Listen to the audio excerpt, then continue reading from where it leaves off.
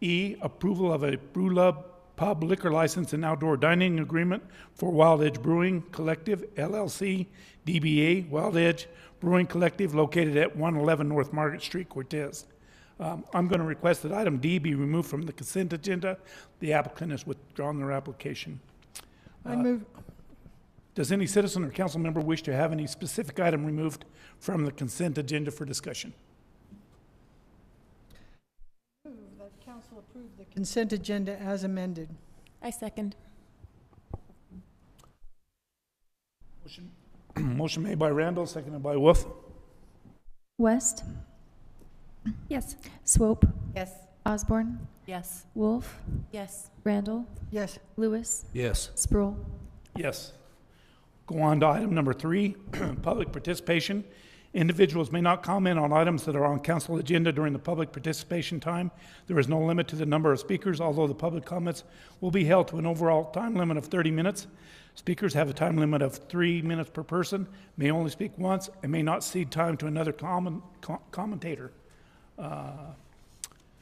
I have one card here, but it's something to do with the agenda, so we'll bring that up later. Does anybody else in the audience have anything they would like to say during public participation? Moving on to item number 4, presentations, we have none. Number 5, public hearings. Ordinance number 1375, Series 2026. Ordinance number 1375, Series 2026, an ordinance of the City of Cortez setting the ballot title and content for voter authorization for a 4% increase in the rate of the city lodger's tax and submitting the ballot question at the general election to be held November 3rd, 2026. Our presenter is Drew Sanders, our city manager. Yeah, good evening, Mayor and Council. So this being second reading, we'll go in a little more in depth than we did last time. But what this is a proposed ballot measure to increase our lodger's tax. So a little bit of history. The City of Cortez currently has collected 2% lodger's tax since November of 1981. Per our city code, the lodger's tax can be used to advertise the community, improve services, finance new facilities, attract conferences, beautification of the city. The city currently collects, based on a 3-year average, roughly $250,000 per year, a majority of which has historically been used to contract with Mesa Verde Country Tourism, and a smaller amount to fund the City of Cortez beautification grant. The current lodger's tax was increased from 1% to 2% in 1981 and has remained at 2% for the past 45 years. Council's proposing to increase the lodger's tax from 2 to 6% and has identified specific uses for the proposed increased lodger's tax that would benefit the generation of tourism and business development within the City of Cortez. The Montezuma County Clerk was notified as per statute in July of 2026 and of the Council's intent to participate in the general election in November of 2026, and a request that the lodger's tax from the an increased lodger's tax from the electors. So attached is the ordinance, and I would like to move in and look at specifically what the ballot language is, and versus read the entire ordinance. But I think it's important to actually read the whole ballot language so that the community and the council can be adequately informed. And it reads, in its current state, shall the City of Cortez taxes be increased not more than $900,000 in tax collection year 2027? And I'd like to stop right there for a quick footnote.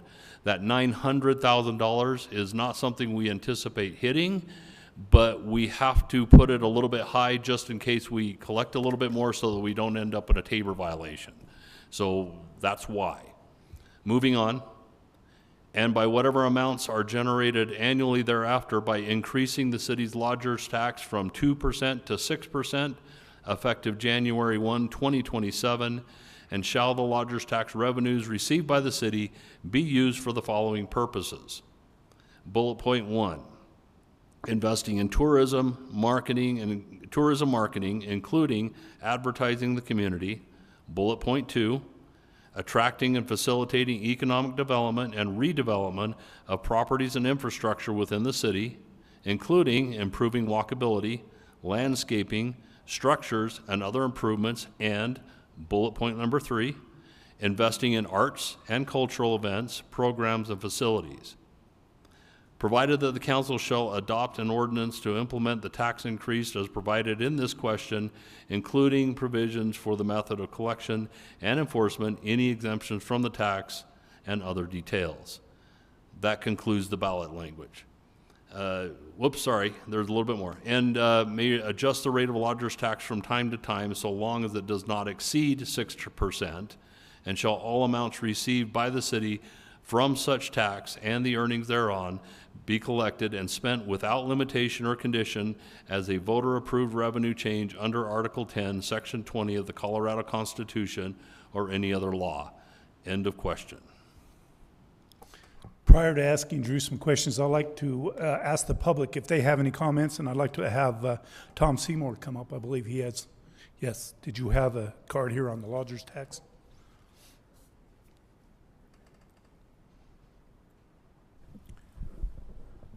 Step up to the mic and tell us who you are, and push the little button, make sure the light's green.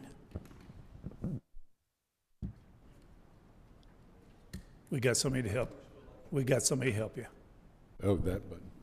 Thank you, sir. There you go, and if you're talking to the mic. Yes. And I hope I can be heard. Is that too loud for anybody? You are just right. Just Perfect. All right, I'd like to just disclose that... tell us who you are for the record, please. I will. Okay. I'd like to disclose that I'm Dr. Tom Seymour, retired. I live at 2507 Golf Course Lane in the city. And as most of you might know, I was supervised by Miss Councilmember Osborne for 5 years. I played golf for the 5 years with Councilmember Lewis. I'm married to Councilwoman Randall. So that's my disclosures. I'm here to promote the lodger's tax. It's a valuable source of income. I think it's wise that you should vote in favor of that. But where should the money go? I heard a list from the city manager. City beautification was named as one of them, and that means paint, art statues here and there, and perhaps more green spaces. However, Cortez has one of the most beautiful natural environments in the Southwest, with a generous green parks, clean hotels, fabulous historic buildings downtown and on Montezuma Avenue, and an outstanding golf course attracting thousands of tourists. But remember, tourists travel to Cortez first to visit Mesa Verde and the San Juan Forest. And it also mentioned in the resolution that it should go to economic development. But slow economic development is not primarily due to money issues. It's primarily caused by a tight, unskilled local labor pool and our geographic location far away from the big city. What it should go to is towards the catastrophic failure of our water infrastructure system that apparently you've been interested in the past few weeks. What are the three main issues that could happen? Catastrophic failures. Our aging underground water delivery system is at risk for sudden collapses, which are occurring already. Treatment bottlenecks. You have found that there are maybe capacity limits in the city water treatment plant and in future aging of mechanical components. That takes money. Escalating costs. Postponing repairs to the future forces exponential cost increases. I am in favor of putting the money towards, at least part of the money, towards the water infrastructure program. We need 50% at least to go to of the lodger's tax to go to water infrastructure, but you may have to amend that resolution read by your city manager. So it is up to you. Your legacy will rest on whether you will support your constituents and provide them with a guarantee for water and the tourists to come back to our fabulous hotels and the wonderful downtown buildings of Montezuma, or whether you will put it all towards decorative items in a beautification project. So I will leave you with 1 second. Thank you, and excellent timing. Now we're going to open it up. Is there anybody else in the audience who would like to speak? Step up to the mic. Tell us who you are. Good evening, Susan Chemnitz, 511 South Cedar Street. And I have an issue also with how this money is going to be spent. I just did some kind of general looking up of statistics, and in our little city of Cortez, we have 105 to 131 hotels. Now, the research that I did only brought up 11 of those names. And in those 11 hotels, I counted 743 rooms. So on any given night, it's say an average of 2 people in each room, or just 1 or maybe 3 or more. Those people are going to be taking a shower. At least most of them will. And I looked up the average time that people shower, and that's 8 minutes, and it uses 10 gallons of water. So in one night of tourists coming in here, if they fill all those rooms, which they won't, but most of them, they're going to use 14,860 gallons of water. That's just one night. And that's not counting all the hotels that I couldn't even find names for. So on top of this big amount of water that they're using for showers, they also use water for other things. And you have all the excessive amount of restaurants in this city that use a lot of water. And we don't seem to be worried at all about a catastrophic water failure. If this happens, just like Tom said, if this actually were to happen and these people are here, they're tourists, they can turn around and go home. But every single resident that lives here will suffer if that happens. There's no excuse for some of this money at least to go into that use, not just our water. They use everything here, and they aren't being charged for those things that they use. So please consider changing that language to at least put some of this money into repairing that aging infrastructure, because it's not just the water. There's a lot of other things that should be going to. Thank you. Thank you. Anybody else in the audience? Anyone else in the audience like to speak? Let's open this up for council discussion, and I think it's real important that we all get involved in it. So, somebody want to go first? Yes, so We, what's the actual dollar amount for if it's raised, so if now we're getting $250,000 a year, you raise it to 6%, what's that figure in dollars? Mayor and council, so that figure is estimated to be about $750,000, 750,000 per year. And just because I missed last meeting, I do have several questions on each of the things, so I apologize to everyone in advance. So the first bullet item makes sense to me. The second one, I guess I don't understand. What's our role in redevelopment of properties? I feel like maybe that's the business owners' roles. I'm having a hard time hearing. I'm sorry, council. Sorry, everything's really spread out on this far end, just FYI. That second one, what is the city's role in redevelopment of properties? I mean, to some extent, we have the business beautification grant, which I understand, but to some other extent, what is that redevelopment of properties? To me, that means businesses. What's our role in any of that? Like, what was the council's thoughts behind that specific wording on that one?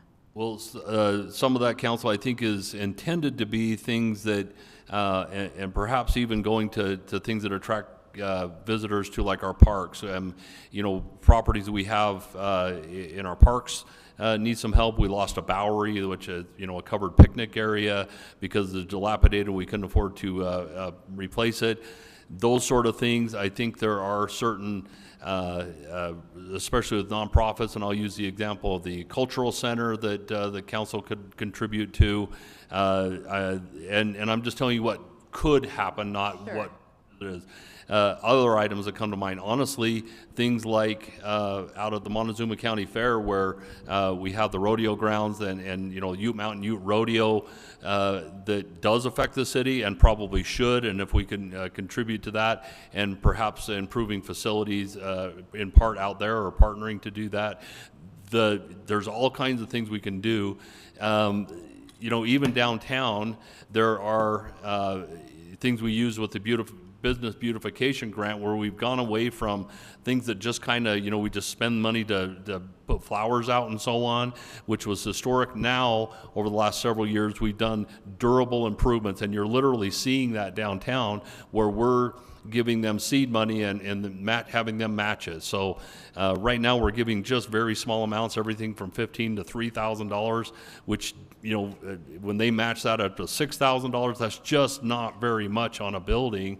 When if we could double or triple that, or, you know, or more, and help that out and make that downtown environment even better. Some of the other things we can doing with walkability and so on with properties is just our own sidewalks and an ability to get downtown or get around down in a central business district. So all of those sort of things would be on that list of things we could do. Now, these are things we can do. We really need to get some public input and council input when we get towards budget time on that. That's where this crunch time is going to come year over year, and those needs are going to change over time.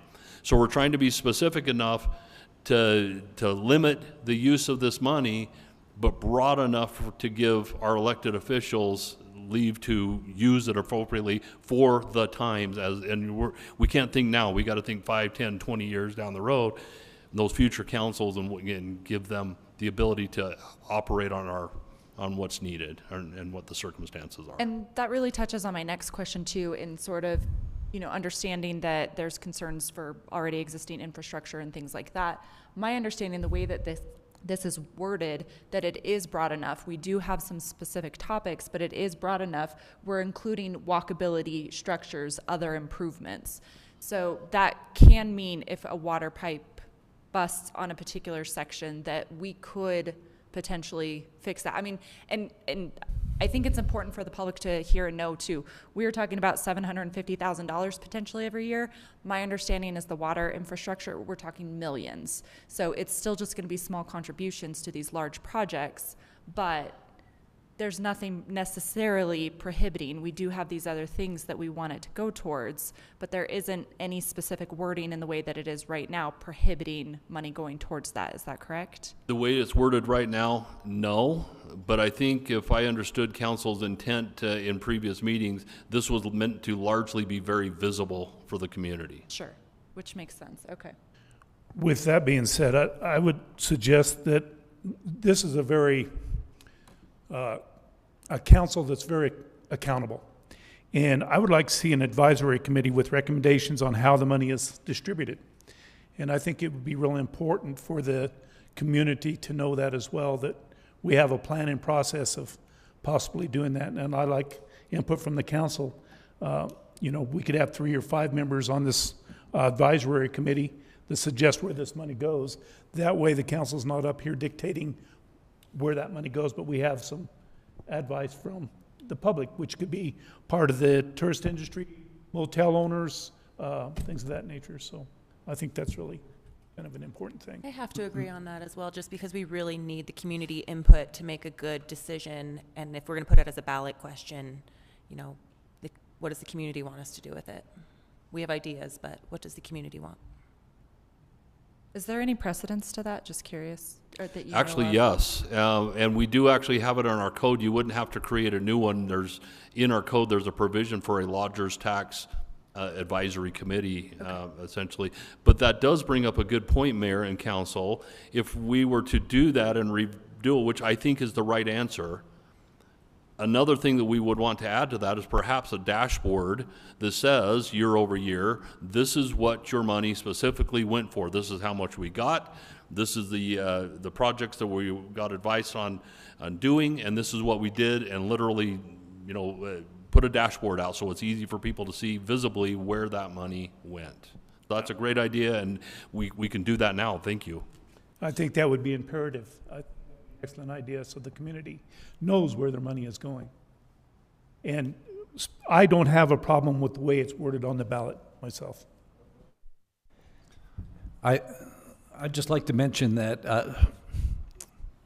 I agree with Mr. Seymour in that there's a need for putting money into our infrastructure. I disagree that this is not the way to do that. To me, it's no different than taking the tax we get for our rec center and using some of that to pay for our infrastructure. It's taking an existing tax and putting it in there. As Councilmember Osborne said, this is potentially $750,000 compared to what we need with our water treatment plant. It is minimal. I really think we need to take this money that's being generated by people staying here and reinvesting it back into Cortez by not making more green space, but maintaining the green space that we have, or maintaining the buildings that tourists use, making the entrance when you come from South Broadway up to Cortez a little more appealing when you drive through. So regarding that, I would be in favor of voting for this as the way it is printed.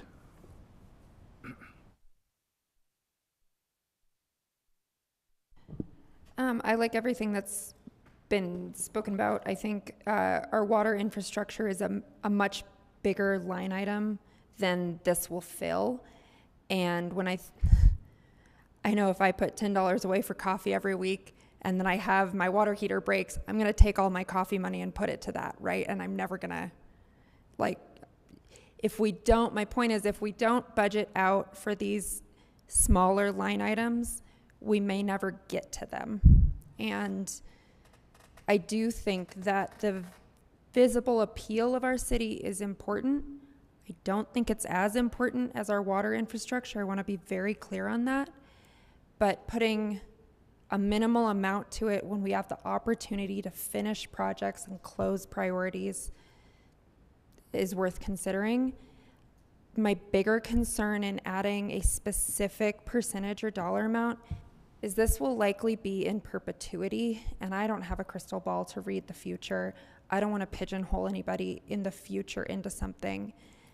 And this language is flexible enough that I don't have concerns with it. I think it allows us to do a number of things, including some of that infrastructure components, and we'll have to be more strategic about the bigger line items for the water.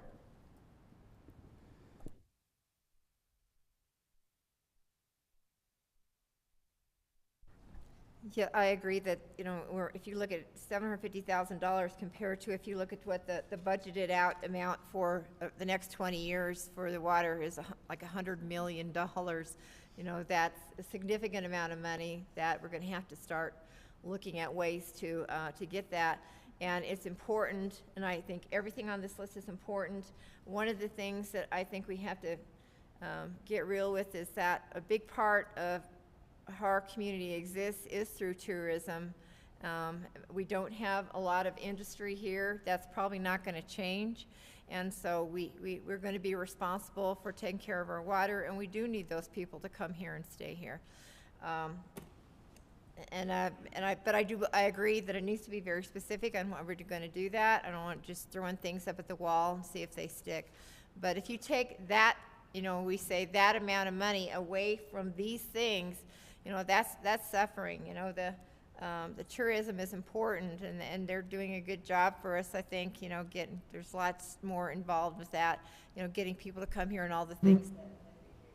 So I think that we have to be really conscientious and sure about how we want to label that money. Thanks.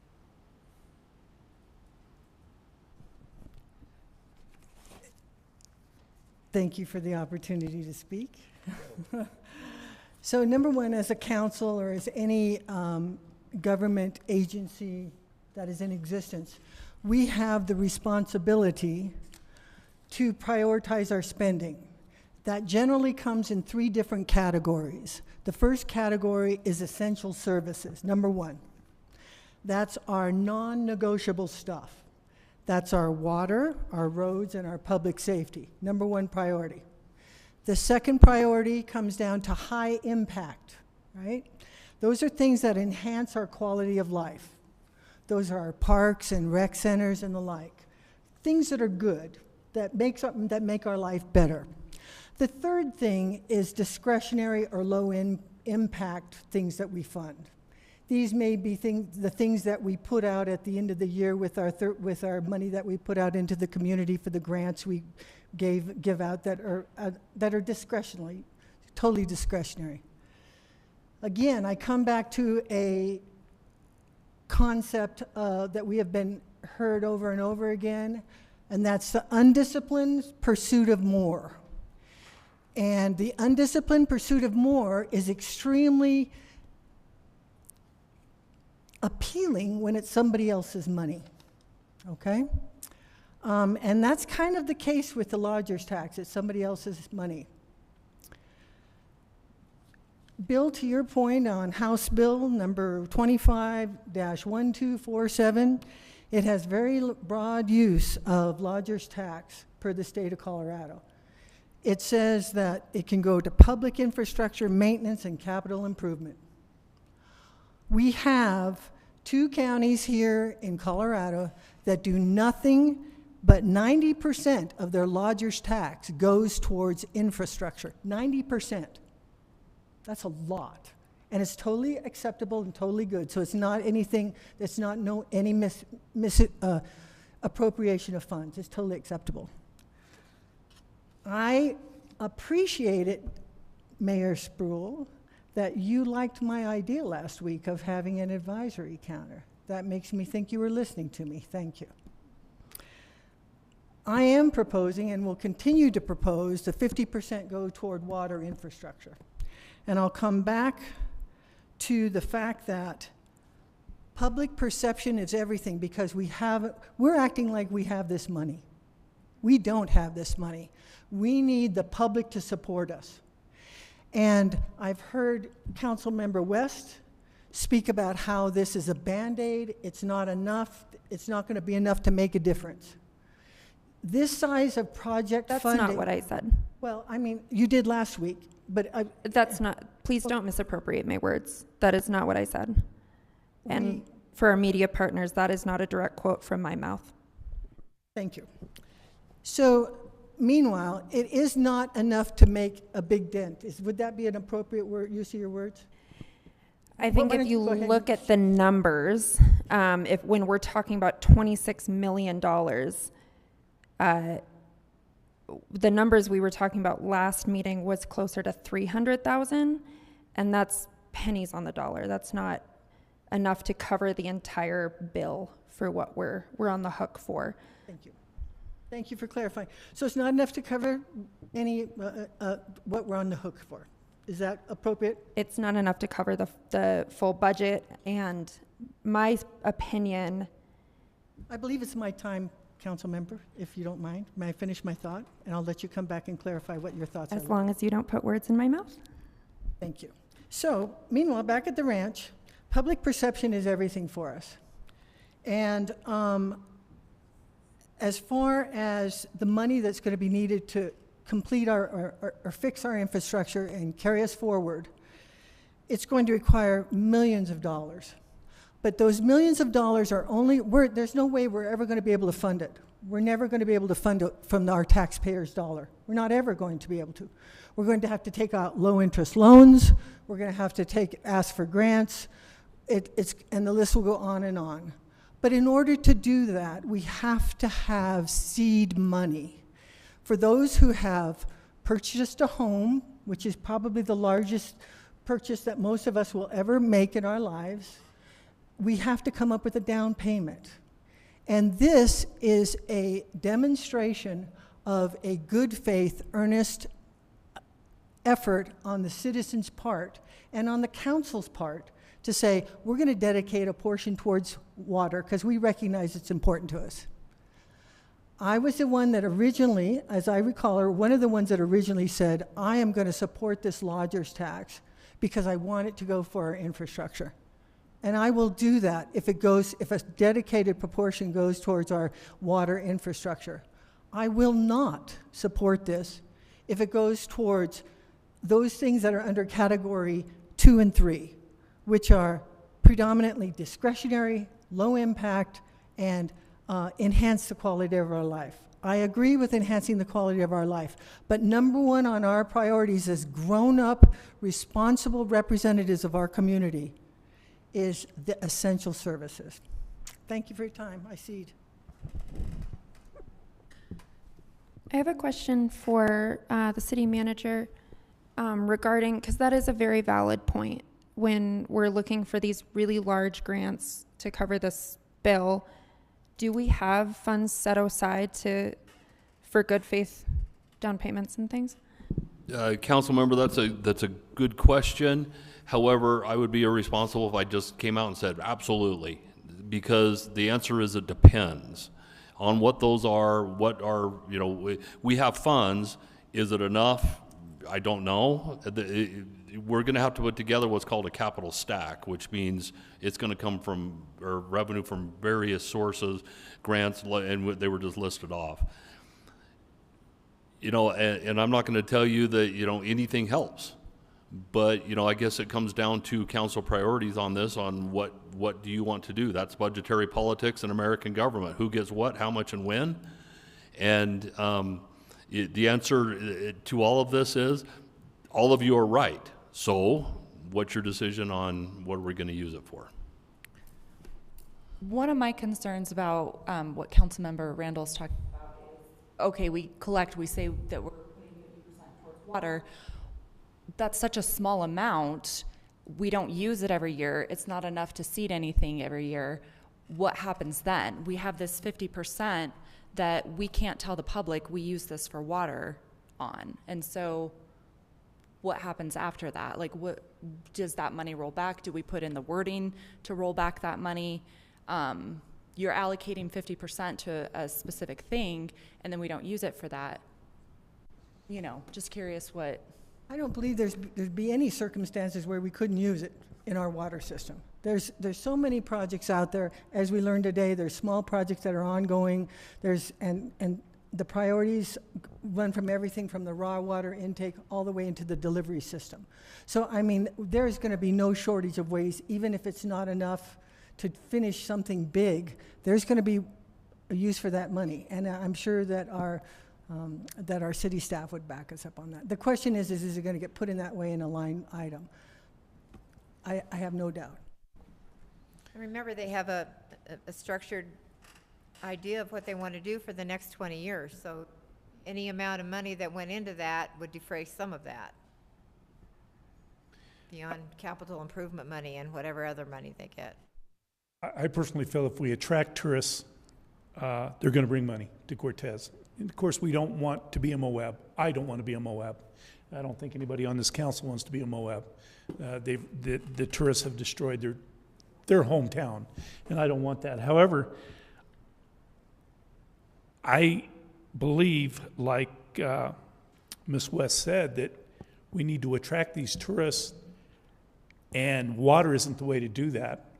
What will attract them is statues, pretty things, little things. That's going to attract tourists. I ask people when they come, what brought you to Cortez, Colorado? People that live here, I ask them, why did you move to Cortez? Why did you come here? because of your trails, because of the climate.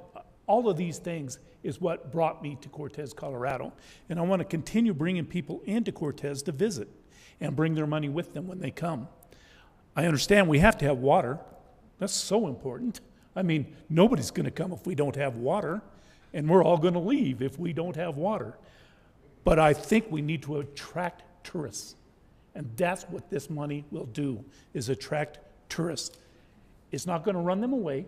It's going to attract them if we make our city prettier, more desirable, a reason to come here. I also like the flexibility of the language around infrastructure being able to fill the potholes, fill the other things that, if we get this money, because I think Councilmember Randall makes a very good point. We're talking as if this is like secured, and it's not, right? This is all theoretical at this point. But in theory, this money is not coming from our constituents. This money is coming from the visitors. And in an ethical perspective, I think at least some of that should go back to perpetuating visitorship. If it's coming from the visitors, doesn't it make sense for at least part of it to benefit the visitors? That's why it's a lodger's tax and not a city tax. We've also looked at our road plan. We have a lot of infrastructure to work on here. And the two counties Councilmember Randall is referring to are Route and Ouray, which have a significantly smaller populace and more secure water systems. They're not in the same desert that we are, so they have they're in a very different place, and they have fewer than, I don't know, I'm not very good with numbers off the top of my head. Those math minutes really did a number on my fast math. Our population is bigger. We have bigger problems to look at, and I don't think that pigeonholing ourselves into specific percentages is the way to go. However, I do think that having a council, an advisory board to help us evaluate the plans we've put in place and make recommendations for future plans is an excellent idea that I would love to hear more about. You know, two areas that we really haven't talked about in our bullet points here is investing in tourism, as Mayor Spruill mentioned. Currently, right now, we put the majority of our money into Mesa Verde country, and we have not been satisfied with what's been conducted there. This is an opportunity to look at new ways to market Cortez and hopefully bring in more tourism. Another part is talking about investing in arts and cultural events. Well, most of the discussion is around that's occurred here is around statues and repainting. I would like to see more events like we just currently had at the park, that drone show. It was really amazing. And I can tell you, when I was at the golf course, the number of people from out of town that heard our Parks and Rec director inform the Golf Advisory Board about that and came up afterwards and wanted to know more information.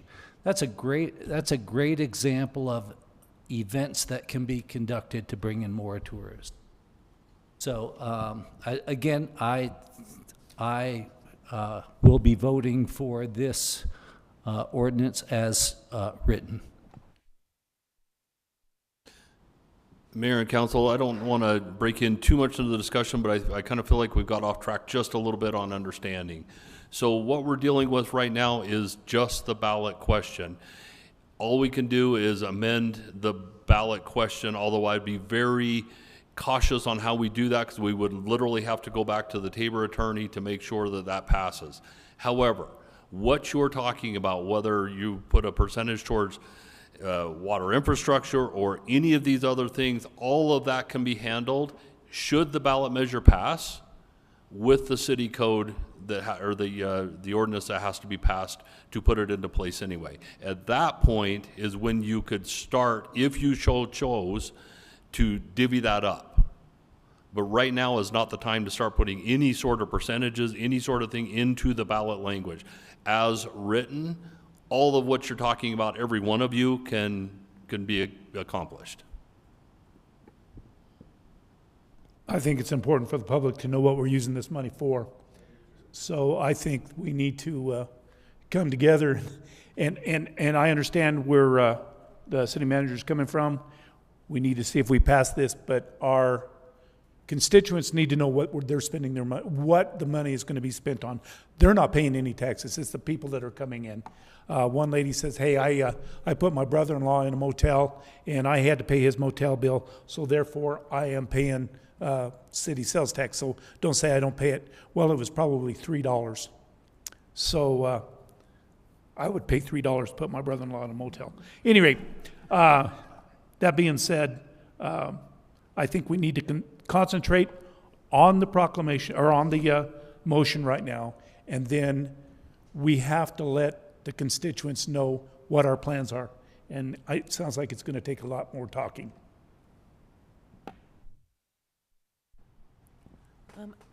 I think that what Clarissa had said earlier about the wording of everything being broad enough to bring in whether we do percentages, the wording is broad enough that I think that, yes, we should let the voters know what we're going to do with it now, but with the advisory board, we really would be getting that input from the community. And I do think that the wording is broad enough to, like to what Drew said as well, all of our ideas could be viable with the wording as it's stated. I believe it's funding for non-essential issues, the way it's worded right now, and that very little of it, I think it's an opportunity for you to spend other people's money in the form of a tax and not be specific about it. And I say that with all due respect, but I believe that's what we're putting out in front of the public, and that's what the public's going to hear. And it'd be one thing if they heard that you were going to support the people who live here who are voting for this by supporting their water structure. I think they would be able to support it, and I think that the majority of people will not. But it's up to the people, and it's in the hands of the people. But I still will not support this the way the wording is in the ballot question right now.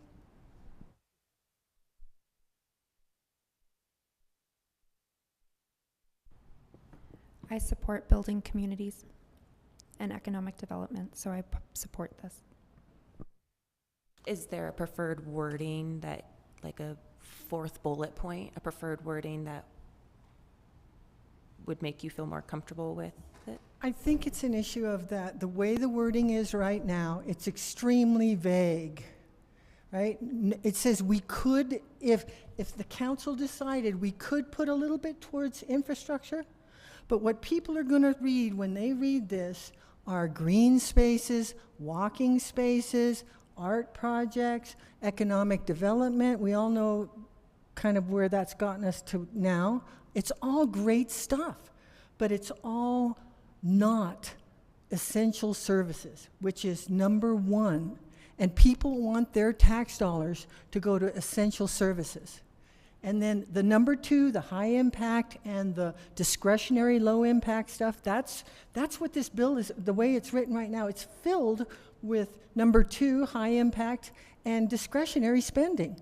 That's what it's filled with. There's not, I mean, there's a little bit of a word that was slid in there, which it was great to have it slid in there for infrastructure, but what does that mean to people? We have a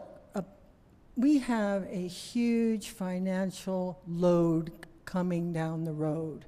Could we not just say, we're going to take a portion of this money and relieve our citizens, even if it's a portion that we get to relieve our citizens from having to carry this on their own back? That's all I have to say.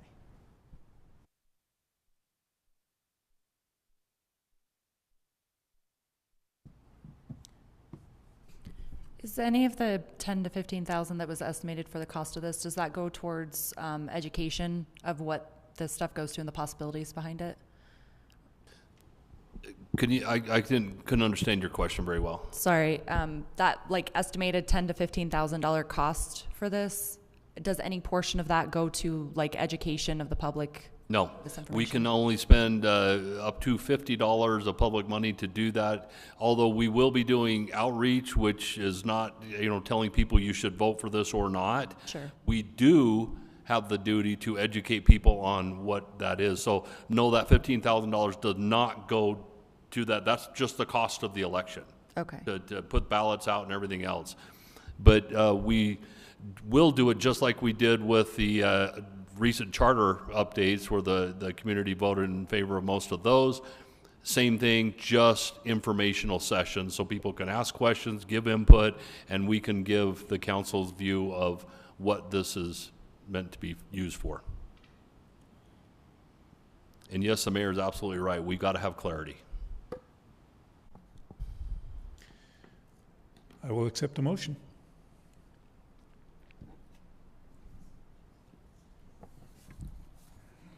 I move that City Council approve on second and final reading ordinance number 1375, Series 2026, an ordinance of the City of Cortez setting the ballot title and content for voter authorization for a 4% increase in the rate of the lodger's tax, submitting the ballot issue at the general election to be held November 3rd, 2026, and setting forth details in relation thereto.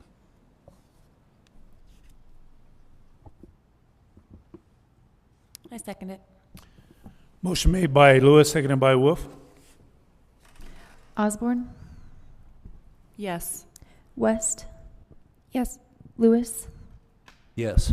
Randall, No. Swope, No. Wolf, Yes. Sproul. Yes. Motion passes 5 yes, 2 no. We'll move on to item number 6, unfinished business. We have none. 7, new business. Acceptance of the 2026 Certified Local Government CGL Grant Award, requesting authorized signatures for History Colorado 2026 CGL Grant Award. Presenter Helen West, Community and Economic Development Specialist. Hi, thank you, Mayor Sproul and councils. This is a pretty straightforward grant. We received notification on July 27, 2026 that the city had received a grant from History Colorado for the amount of $24,937 to survey 15 properties in the city of Cortez that are potentially eligible for historic designation. It is a no-match grant, and we intend to appropriate that funding for the 2027 budget along with the regular budget cycle in October. This is simply a request to authorize the mayor to sign the risk assessment form and then further authorization for the city manager to execute the grant and sign what he needs to execute that after the mayor's signature. There is a list of properties that I can read off for the record if you want, but they are also on the agenda.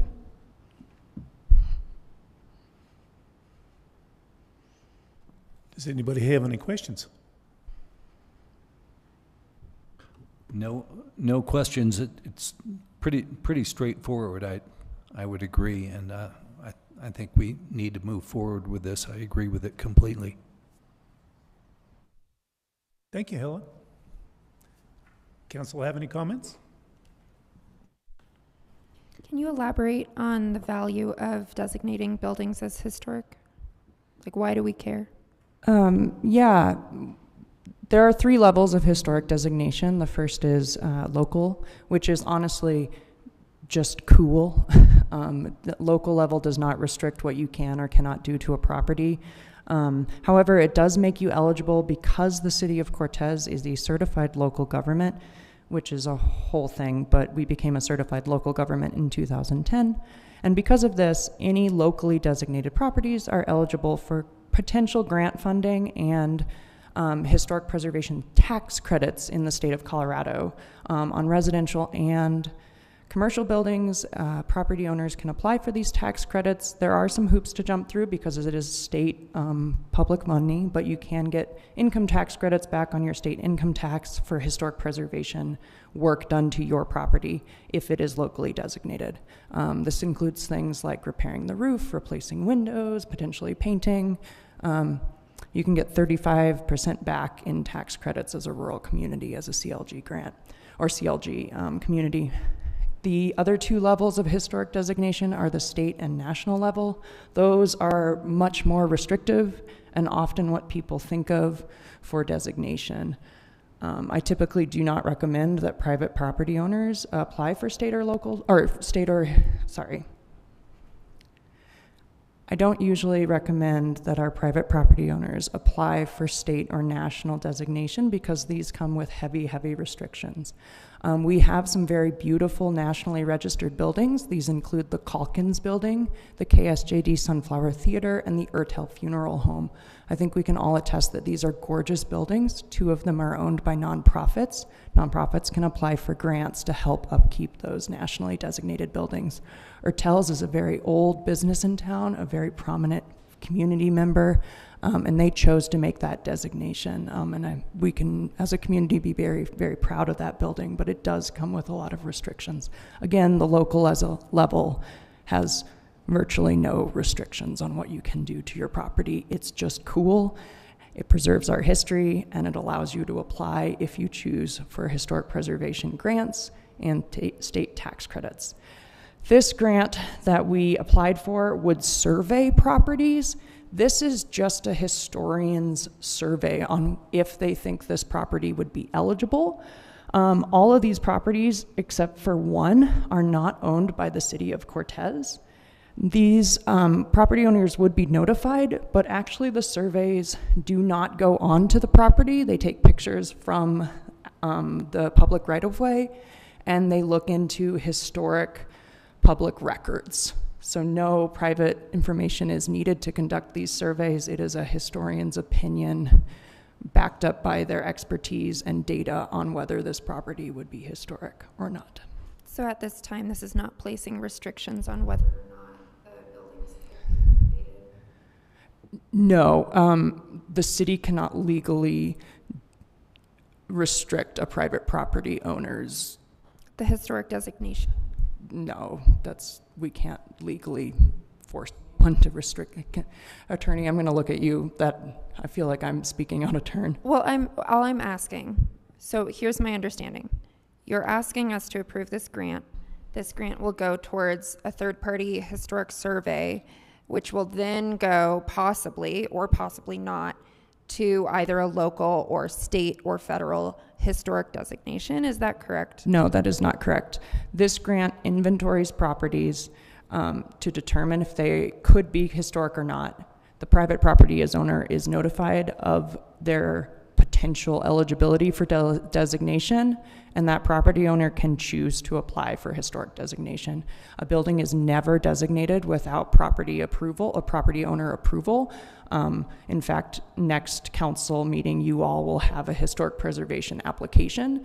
The city never, to my knowledge, has ever placed a property on our registry without a signed application from a private property owner. We don't even place our own properties that are historic on the registry without approval by the property owner, which is you all.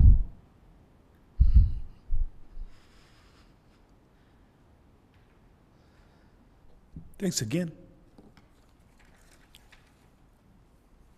I'll entertain a motion. I move that the city council approve on I move that city council authorize the mayor to sign the risk self-assessment form and other documents as necessary for the 2026 CLG grant award from History Colorado, and authorize the city manager negotiate and sign the grant agreement. I second. Motion by Osborne, seconded by Wolf. Swope, Yes. Lewis, Yes. Osborne, Yes. Wolf, Yes. West, Yes. Randall, Yes. Sproul. Yes. We'll move on to item number 7B, notice of termination of fixed-based operator lease and operations agreement. Notice of termination of fixed-based operator lease and operation agreement is presented by Drew Sanders, our city manager. Yeah, Mayor and Council, this is a request for the council to authorize the mayor to sign a notice of termination of fixed-base operator lease and operations agreement for Cortez Flying Service. Cortez Flying Service is currently contracted with the city of Cortez to provide what's called fixed-based operator services, which is essentially, maintenance, selling fuel, other parts and accessories for aircraft. Right now, this current contract was put in place on January 1, 2021, and it was meant to end after 5 years, December 31, 2026, with an automatic 20-year renewal ending December 31, 2046, unless terminated. The city of Cortez feels that it is best not to continue that contract for essentially perpetuity for 20 years, and is suggesting that we terminate that contract. I have been in contact with them as in conjunction with our airport manager, and they know this is coming and have agreed in principle to a year-to-year contract going forward. So I want to be clear, this is not terminating our relationship with them. This is merely ending the current contract, starting a new one. And that's all we're asking for, is just the mayor's signature for that. I was just going to say, I think this, or am I allowed to talk? I applaud city management for looking at this closely and for determining what the situation was with the contract in perpetuity.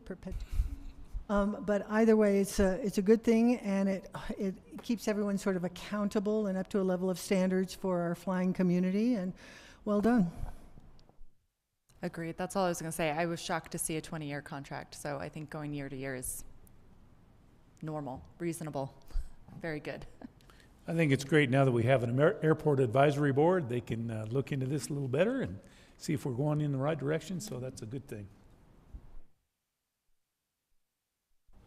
If there's no further discussion, I move to authorize the mayor to sign the notice of termination of fixed base operation lease and operations agreement letter for the Cortez Flying Service, Inc. I second. Motion made by Lewis, seconded by Swope. Wolf? Yes. Lewis? Yes. Randall? Yes. Swope? Yes. Sorry, Swope? Yes. Osborne? Yes. West? Yes. Sproul? Yes. Moving on to 7C on the agenda, 2026 amendment to the city attorney employment agreement. The agreement to the 2026 city employment agreement to increase his compensation will be presented by Drew Sanders, our city manager. Yes, Mayor and Council, the City Council has met with our city attorney and conducted a performance evaluation, and following that considered an increase to his compensation this month. The city attorney's current annual salary was set at grade 17, step 2, which equates to $174,342 a year, and that was effective in June 30th of 2025.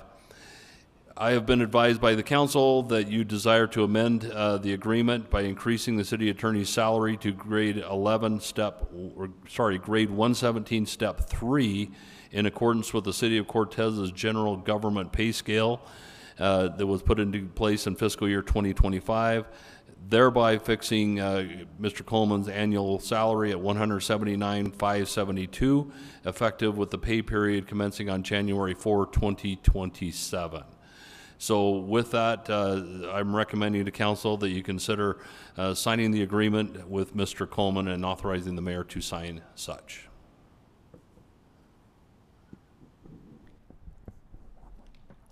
I move that City Council approve the 2026 amendment to the City Attorney Employment Agreement.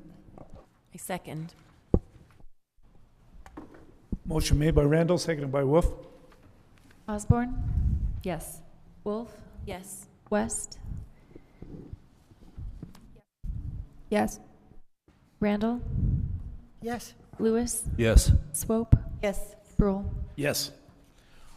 Item number 8, draft resolutions and ordinances. We have none. 9, city attorney's report. No report, Mr. Mayor. Thank you. Item number 10, city manager's report. Yes, Mayor and Council, I do have a report for you this evening, but I'll keep it short. The annual Summer Send-Off, or formerly known as the Balloon Rendezvous, was held in Park DeVita, as previously mentioned in this meeting, this last weekend. That included a spectacular drone show that was produced by the state of Colorado, honoring the Cortez 140, Colorado 150, and USA 250 anniversaries. Mayor Spruill did a great job in presenting the city's America 250, 150, Colorado 150 and Cortez 140 proclamation that was passed by the council last year, celebrating our shared history to the attendees prior to the performance. The show was well orchestrated and delighted the packed park, those who joined us at the park. I would also like to take a side note and recognize Asia Lynn Hager and thank her so much for being the impetus behind actually getting that drone show here. It was her connections, her hard work that made that happen under the leadership of Creighton Wright.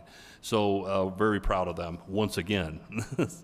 Next, Mayor Spruill welcomed a delegation from the Spanish Fork, Utah Historic Preservation Commission on Thursday, August 30th at the Montezuma Heritage Museum for a cross and culture relay commemorating the 250th anniversary of the 1716 Dominguez Escalante expedition that passed through our area on one of the more significant explorations of the Southwest that we're all aware of, and we're proudly part of that trail, and congratulate and thank Mayor Spruill for a job well done on that. That concludes my report. I will say that we have big kudos for the people that put on that show this week. It was absolutely phenomenal. It was very good, Creighton, and I think we thank your staff because you did a fantastic job. I did get to attend, and I really enjoyed it. Walking through the crowd, everybody seemed to enjoy it. We'll go on to item number 11, City Council Committee reports. I attended the August 4th Cortez Historic Preservation Board meeting.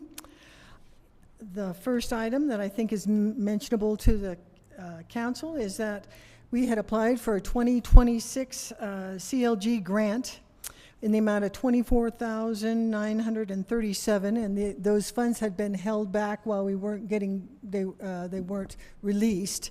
That grant is for a school inventory of our schools here in the city, and 10 individual properties, including the Empire Electric Building. That money has come forth, so is now in play.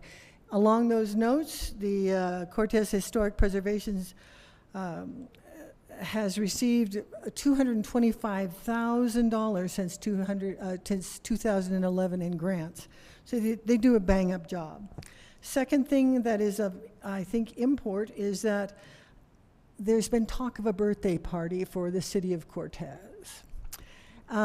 So on December 15th, 1886, the first legal plat of the city of Cortez was recorded, was drawn up by Mr. M.J. Mack.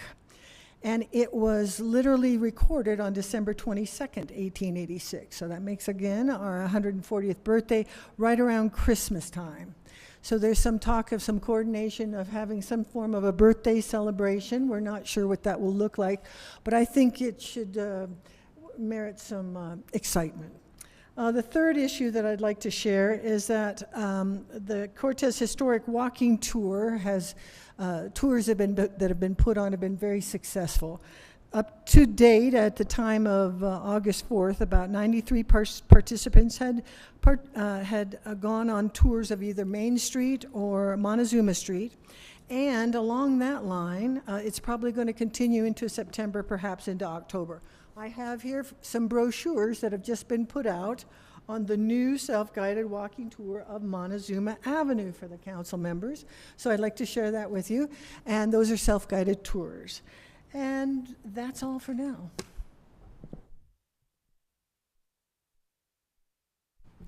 I mean, I'll be brief because we just made the airport advisory committee, but our first meeting is August 24th, so I should have an actual report on the 25th.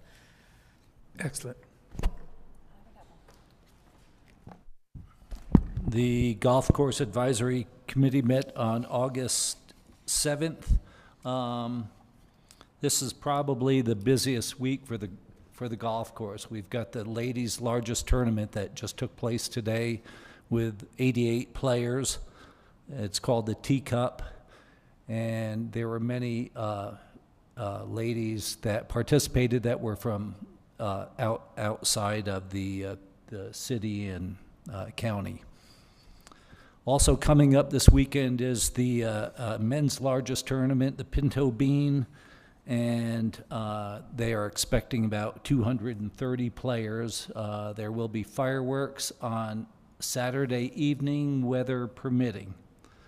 Last thing I'd like to talk about the golf course is the trend still continues where revenues and rounds continue to go, continue to increase, and we keep looking at each other saying, you know, there's got to be a point where it's going to level out, but luckily this hasn't happened. So in 2025 to date, our revenue was $512,165.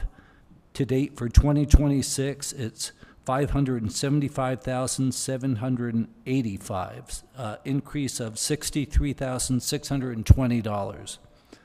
Our rounds last year were 16,332.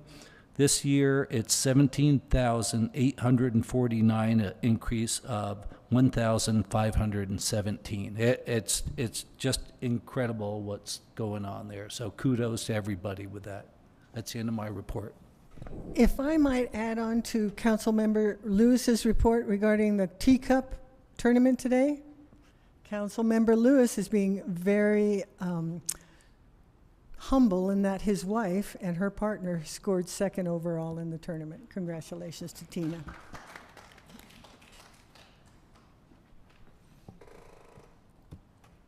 Councilmember Swope, nothing?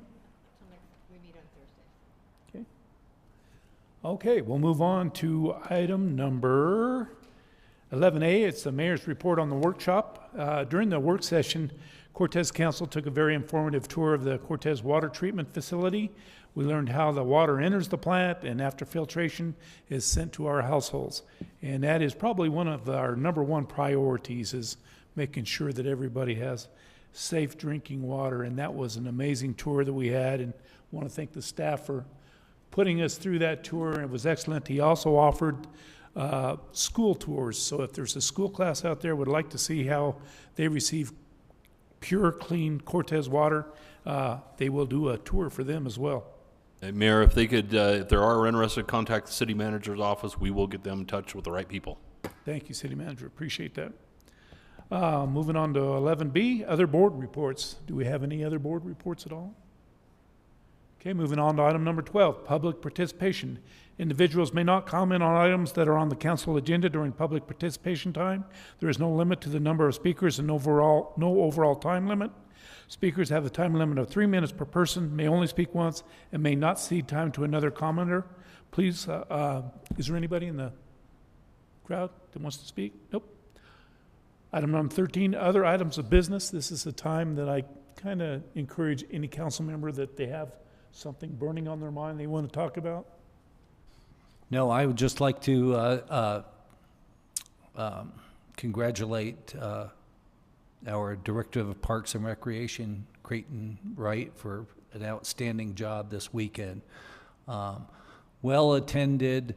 I just thought that drone show was phenomenal, and I was down there the next morning early, and that park was completely clean. I just don't know how you do it. So please tell everybody what a fantastic job.